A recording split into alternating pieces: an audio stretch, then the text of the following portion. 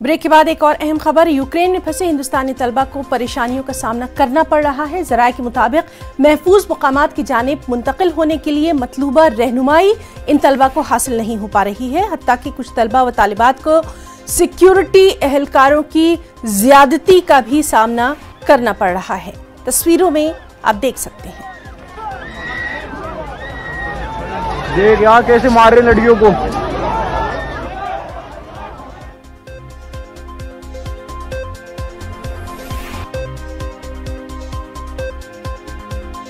हालांकि इस सब के बीच यूक्रेन में फंसे तलबा को निकालने की कोशिश लगातार जारी है।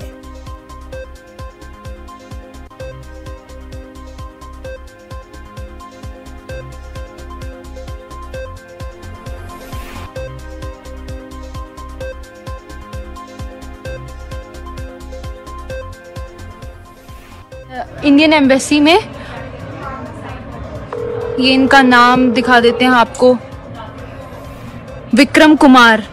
We are calling them and he is continuously rejecting our calls, जबकि हम लोगों ने इनको रोमानियन बॉर्डर की वीडियोस भेजी हैं जहाँ पे लड़कियों को बेरहमी से मारा जा रहा है।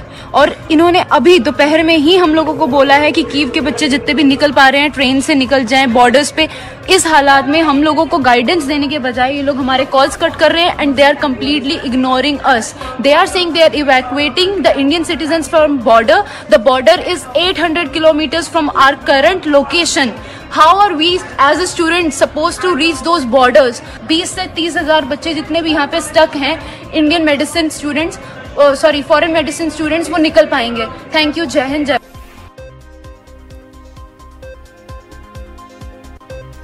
तो कुछ तलबा व तालिबात को इंतज़ाम इंसराम के हवाले से दिक्कतों का सामना है। हालांकि इस सब के बीच लगातार आपको बता दें कि वहाँ से जो तलबा हैं उनको वतन वापसी के लिए कोशिशें भी जारी है। कई फ़्लाइट्स जो हैं वो आ चुकी हैं यूक्रेन से। लगातार आज 5वीं परवाज़ के ज़रिए हिंदुस्तानी शहरी वतन वापस हुए हैं। लगातार ये सिलसिला जारी है और बुखारेस्ट से नई दिल्ली हिंदुस्तानी शहरी लगातार पहुंच रहे हैं। मुल्क के मुख्तलिफ जो रियासतें हैं वहाँ पर पहुंच रहे हैं।